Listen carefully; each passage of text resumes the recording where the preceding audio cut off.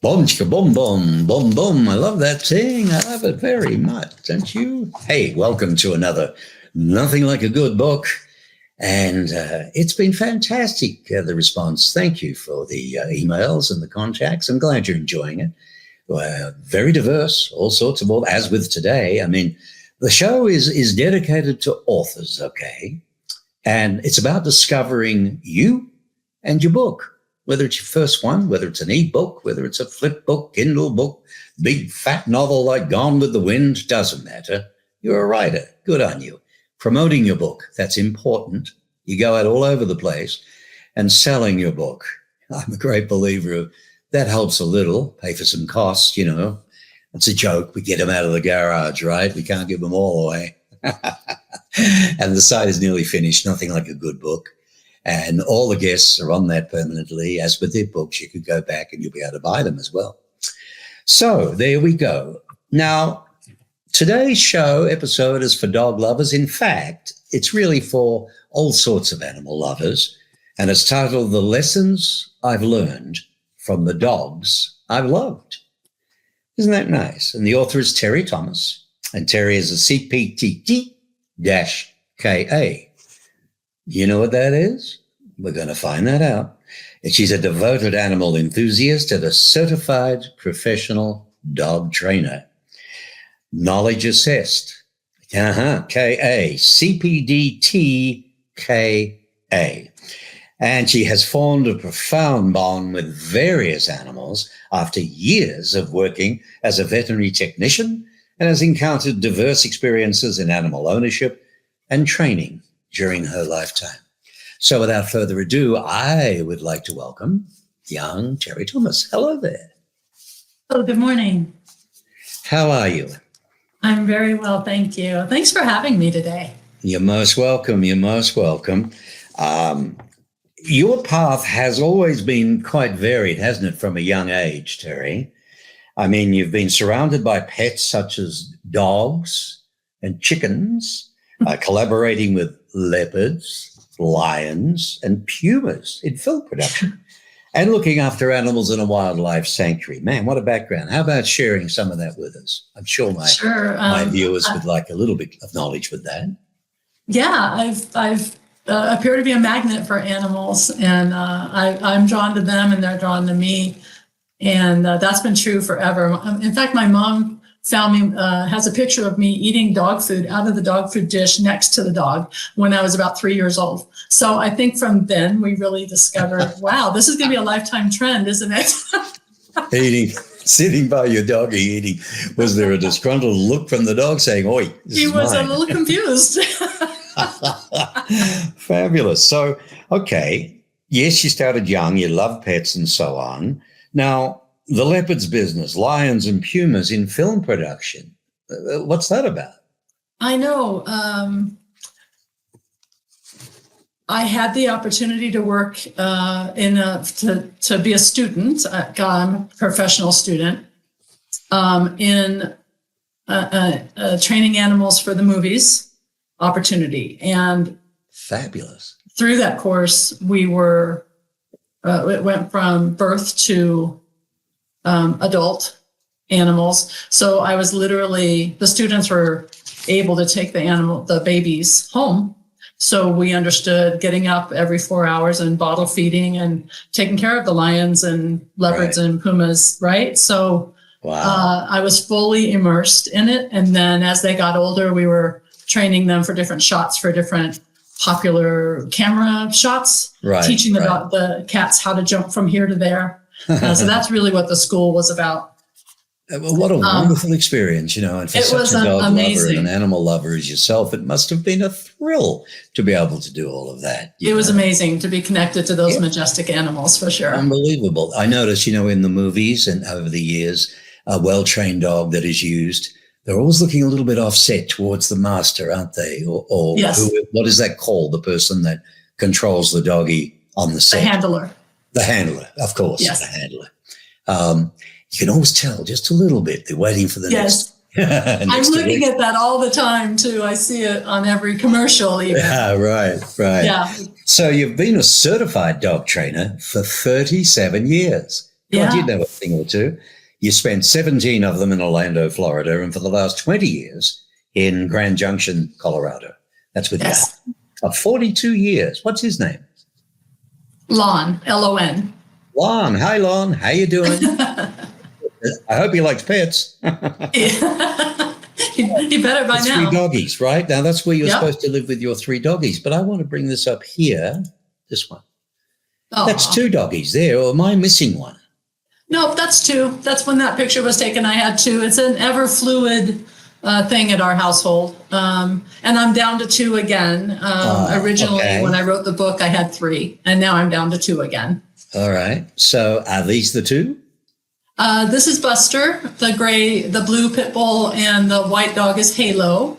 And Halo. both of those dogs are gone now. They're my angels. Yes, and they've now crossed over the Rainbow Bridge. They have indeed. I still feel their presence though. Right. And now I have Travis, who's a pit bull lab mix. And my husband, oh my gosh, after 42 years, he turns to me and he says, as we're considering our next dog, I've always wanted a Chihuahua. I was like, Chihuahua? What? Who are you and where is my husband? You're right. And he said, yeah, I've always wanted a lap dog. And we've always had dogs that are big like Buster and Halo. Right. And sure enough, like a week later, I found the opportunity for a dog who needed to be rescued, of course. And she's a Chihuahua, Yorkie, pug, not sure, 7 pounds. Okay. So he got his dream dog, and they're quite a team together. And she runs the house. Well, I didn't have a shot of that to be able to show, but never mind. What I did want to ask you was, you quote in the book that lessons I've learned from the dogs I've loved is a personal reflection and the understanding of why each dog entered my life. It was never a coincidence. It was always to teach me something in the moment. Can you share a little bit about that? Sure. It's usually been in hindsight that I recognize the lesson that they brought me and why they were dropped in my lap. I've never gone out searching for a dog like BB, the newest, littlest one, just dropped in our lap at the right time. Mm-hmm. And in hindsight, in developing a relationship with a dog, I've figured out what they had, why they came to me, what I needed to learn from them. Was it patience? Was it unconditional love? Was it grace? Was it sometimes you bite off more than you can chew, and you need to accept that and own that and speak it. Right. So each chapter is each chapter is a dog that I've owned and the lesson that particular dog taught me. Well, I can understand that. I really can, because of my own story, which I'm not going to go into, but I love my little doggy, and he really changed my life. And I bet you there's a lot of viewers out there and listeners for that matter, because the audio is played on all the popular podcast platforms as well. For those that may not be able to see the show, but would love to hear it. And I'm sure there's lots of stories out there, Teri, like that, So I think it's pretty important that you have to be an animal lover to do what you do. I mean, to be a trainer, like you have been for 37 years, when you were writing this book, was there a lot in it that you wanted to, did you have a feeling you wanted to really share the past a lot when you were writing the book? The past of your life a lot. Did that come out when you were writing? Because I know it's around the dogs, and when they came into your life at a certain part and time of your life, what those dogs represented to you, right? Absolutely. It was really vulnerable for me. Some of the chapters are hard to speak. I made mistakes along the way. Right. I wanted people to know that even a dog trainer of 37 years has made mistakes. And if we're paying attention, we only make those mistakes once. And if we're not paying attention, we probably have to learn that lesson again. Right. So knowing when to get help, knowing when what you're doing is not working and to try something different. and being open to change, and knowing that love is the baseline for any interaction with your dog. Mm-hmm. If you come from it from an authoritarian perspective in working with your dog and training your dog, it's my way or the highway, you're not going to make much progress. You really need to see the dog from where he's coming from and see life through their eyes, and then significant change will happen. And this is the most beautiful book, Lessons I've Learned from the Dogs I've Loved. It's a story of how dogs have shaped my life, right? And it's by Teri Thomas. Now, I know what the KA is. Certified Practitioner of Dog Training. Is that a guess? CPDT? Professional. Certified professional dog trainer. Dog trainer. Well, I was close. But there you go. It's a global community of like-minded souls do positive reinforcement training. Right. There's a lot to earning that certification. It's not given lightly. I worked hard for it.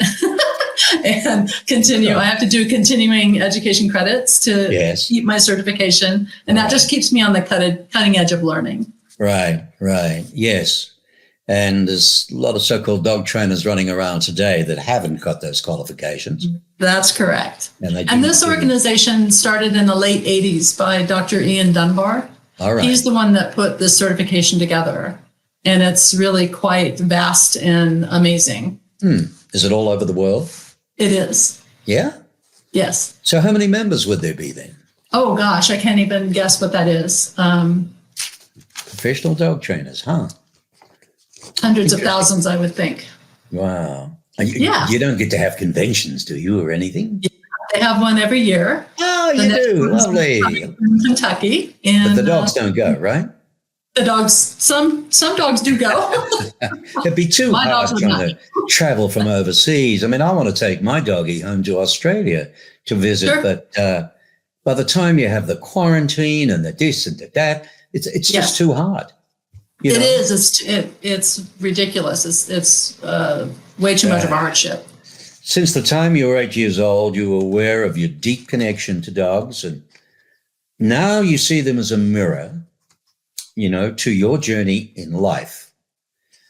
So what could I offer, as you say, more grace with others or myself? Where could I love deeper or try harder or learn that I was enough? Please explain.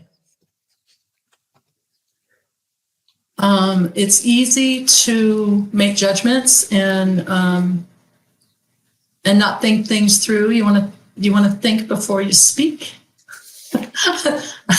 That's a really valuable lesson. And actually, our new dog BB is teaching me the importance of that, because she doesn't have much patience. She wants what she wants when she wants it. And so I'm teaching her to be to be patient and have self-control. And so when I look at that, annoys me, and I'm all, stop barking already. Then I think, oh, wait a minute. Oh, yeah, I want what I want when I want it too. And I tend to be a little bit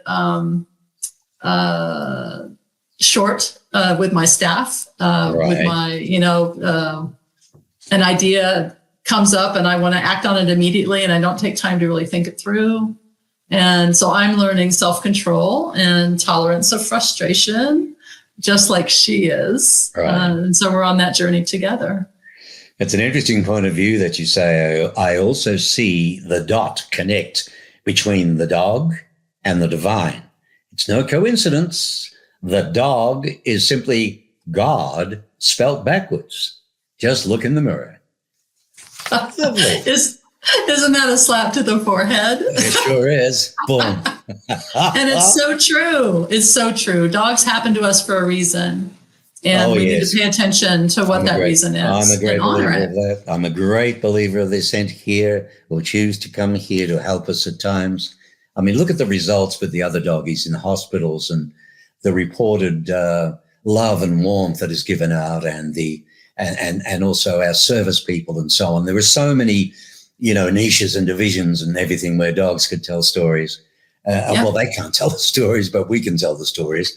And, I just wish they could talk. I know.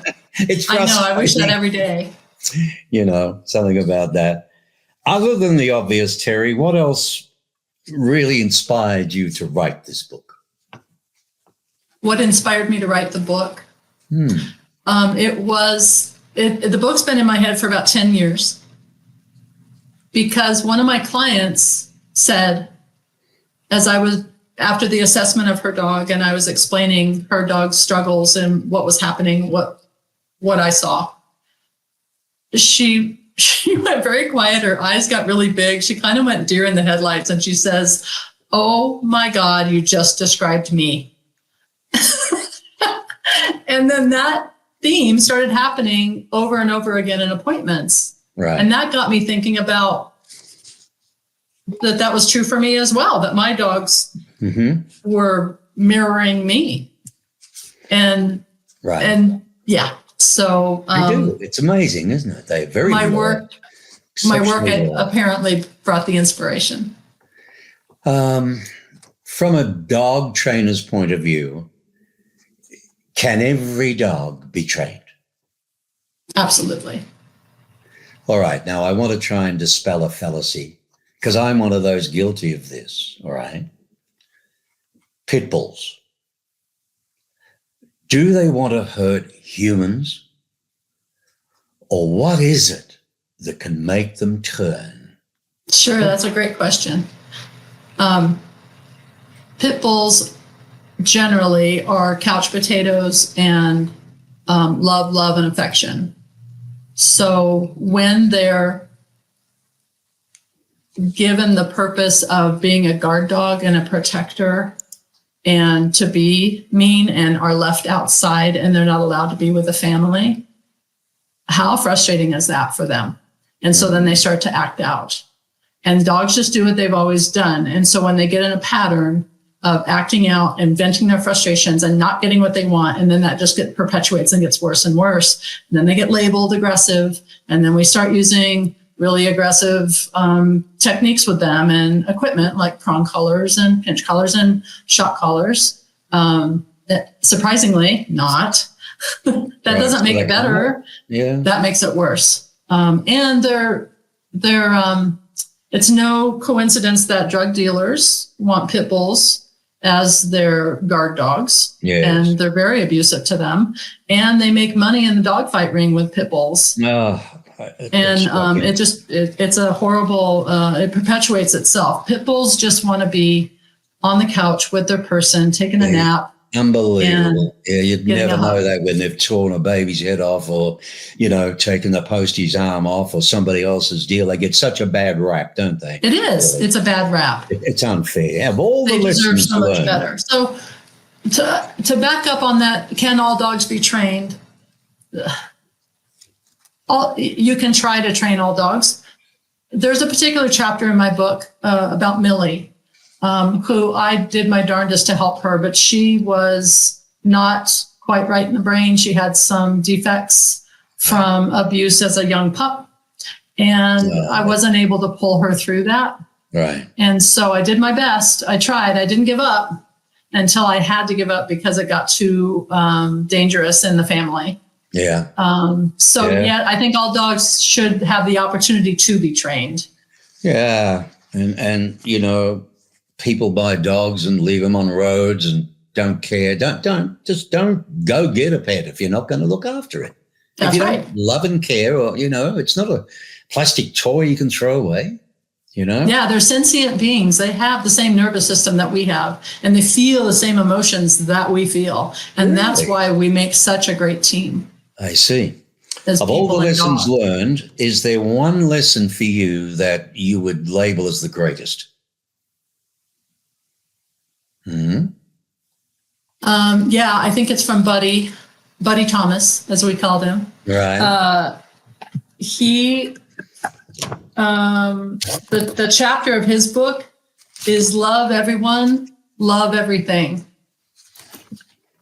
And he really taught me unconditional love. Lovely. And how to express it well. Hey, buddy. How you doing? That's right. So what do you hope that this beautiful book here that we can see on our screen, what do you think it's going to do for the young reader? Oh, I hope it will make a real connection for them on expression and to be vulnerable themselves and not be afraid of that, and to speak their emotions and to recognize their place and that they have a place in the world, and to speak up. Right. So we've talked about your experience in writing the book, which was great. Do you have any advice that you'd like to offer any other first-time authors? Because you've been there. Yeah. So my advice, a couple things probably, is honor your creativity. Know when your creative juices are going to flow. Don't push it. Don't have a time blocked out in your calendar. I'm going to write in my book at this time, because it may not be the right time. And the right time, it just happens, and you have to go with the flow. So that's one, is really be in tune with yourself and your creativity. Mm-hmm. The second one, and really the hardest lesson I didn't expect, was that part where you find a publisher and you have to hand your baby off to someone. And how hard that is, because I want to delegate everything. I want to know everything that's going on. And I need to let my people work in their zone of genius. I've done my work. Right. And now I give it to you, and I need you to do your work to honor it. And that continues to be a lesson I'm learning in letting go. Okay. Yeah, it's not easy. So you're talking about the editing, right? And the corrections, and the proofreading and so on, right? Yes. And when is it going to come out? And when is it, all the things. All the things, yeah. That's their zone of genius. Maybe you'll inspire them. Maybe you'll inspire them if a young person sees this show. Hope you get some knowledge out of that. Speaking of which, who were your aspirations when you started? You wanted to write, but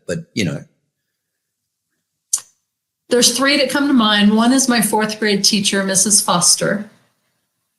She inspired me to write. She encouraged me to write poetry. That was my in fourth grade. So how old was I? 10, 11? Mrs. Foster. Bless her. And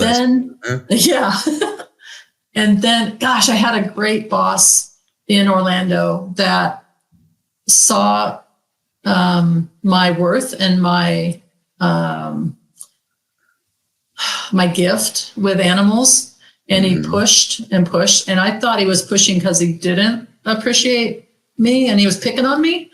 And it occurred to me that he was pushing because he saw that I wasn't giving enough, and I wasn't believing in myself enough. Wow. So that was Dr. Glenn. He's a veterinarian in Orlando. Good on you, Dr. Glenn. Look what she's turned out to be, huh? Yeah.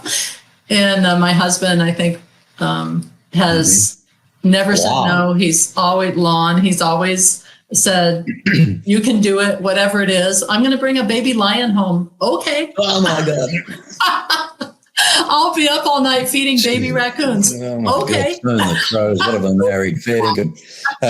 Do you have a favorite breed of dog?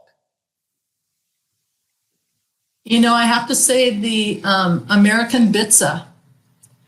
Bits of this and bits of that. Oh, that's what I've got. God love them. Italian just the mutt. I love the Jack mutt. Russell, I love the mixed Aussie breeds. sheepdog. He's a mixture, my little fella.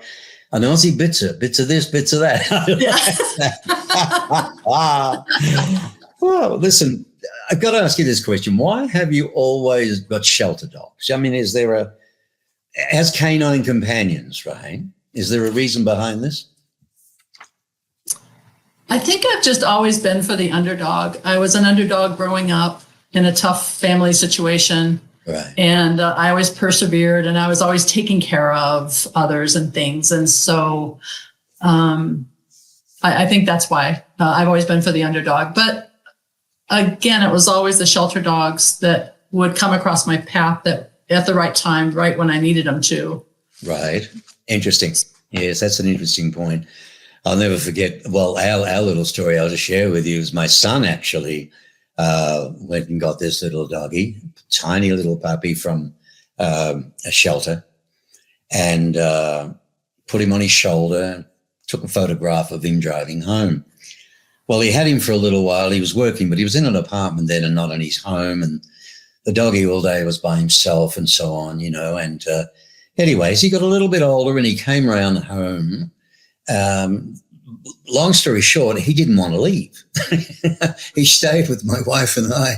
And my son's going, come on, Dixon, we're going home. Come on. He said, you're going home. I'm staying right here. And that's how we took him, and we've loved him ever since, Amazing. Puppy, Of course, the woman is the pack leader, and because she was with my son, I must admit, at the time when they selected him. Plus, she's the mommy, and he's very much a, cuddle dog and stuff like that. But he loves me when he wants treats and a walk. He loves Daddy. Sure. You have your value too. Thank God for that. Lessons I have learned from the dogs I have loved. It's penned by Teri Thomas, CPDT-KPA. All right. Now you're on Instagram, Facebook.com. You're there too.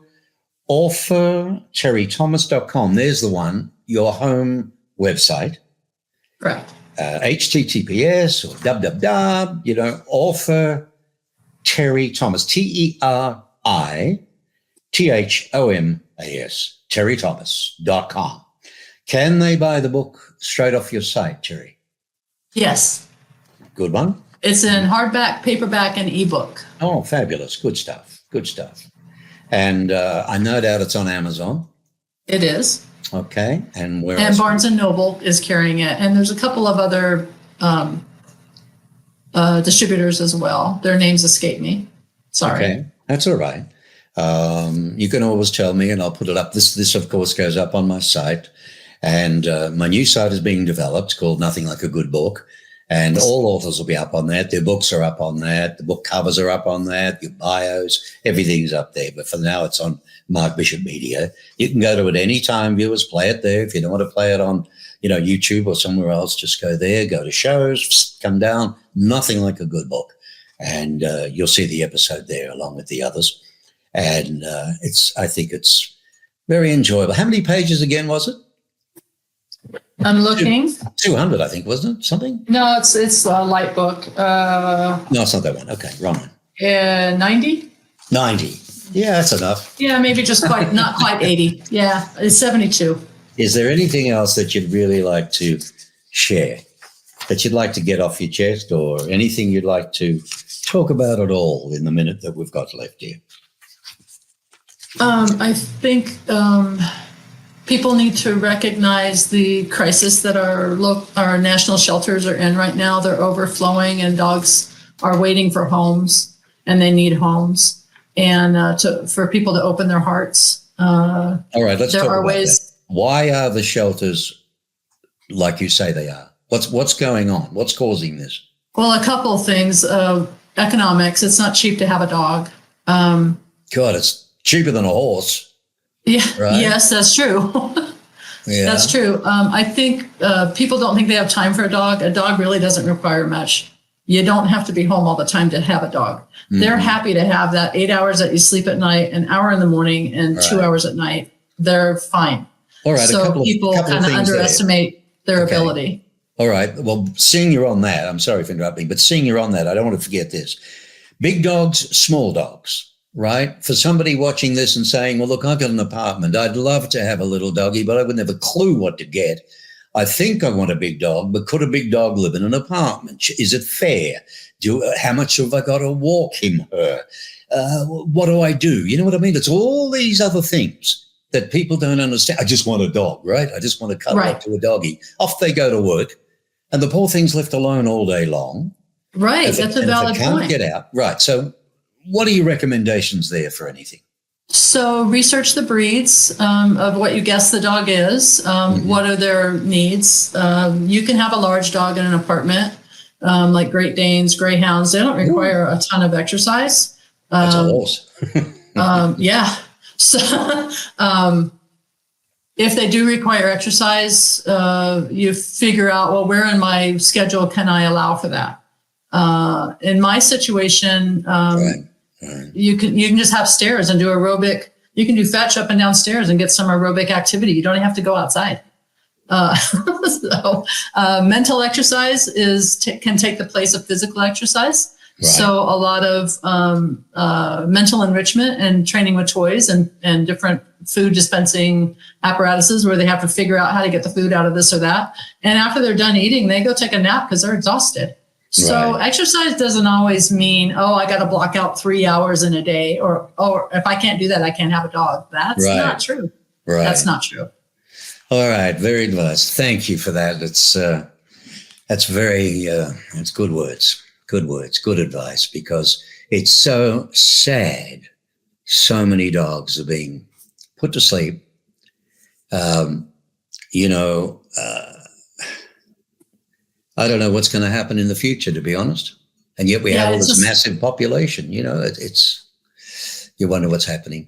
But anyway, that's the way. So stay positive. Get out there and adopt dogs. Stay positive. Get out there and adopt dogs. Your life will only be better for it. Are you contacted? Can people contact you if they wanted a dog trainer and so on? Of course. Okay. So all the details, I'll have all of that. Stay on the line if you would. Okay. And I'll have all of that and get them from you. Make sure I put it on this site. So with your phone number, business number, that can be contacted if they'd like to talk to you. Okay. I love that. All right. It's been a pleasure. Happy to help. It's been a pleasure. Thank you. I appreciate it. Thank you so much. It's been an honor, really. You're welcome. Thank you. Goodbye. Bye-bye now. Bye. Bye now. Dear, oh dear. There we go. Look at that all over the place. Isn't she lovely? What a great lady. And I think, and the book, I think it's going to do very, very well. It'll be a lovely gift. I know I'm keen on the gift bit, I know, but certain books are, maybe somebody you just know got married and they've got a doggy, or somebody who is old and they've just lost their dog. Memories from this book they'd relate to, and so on. It's lovely. Hope you enjoyed the show, dedicated to authors. That's what it is, just authors. Nothing like a good book with yours truly, discovering your book, promoting your book, and also selling your book. Wouldn't that be good? Soon the site will be up. Nothing like a good book. It's getting done now. And once that is there, you'll be able to go and see all authors and all sorts of things relating to that. And I'm trying to set it up so that you can buy their books direct as well. That would be good. Okay. So I appreciate you being. Please keep the, what's it called? The bell thing, and subscribe. It helps. It's going to help the channel. We're going up in numbers is fine, but the more subscribers, the better, because hopefully I can, maybe get a sponsor and I can do more things with the show that I'd like to do. But they cost money. And the reality is this costs money. But I love doing it. Okay. So appreciate that. Subscribe if you can. And I'll look forward to, seeing you at another time.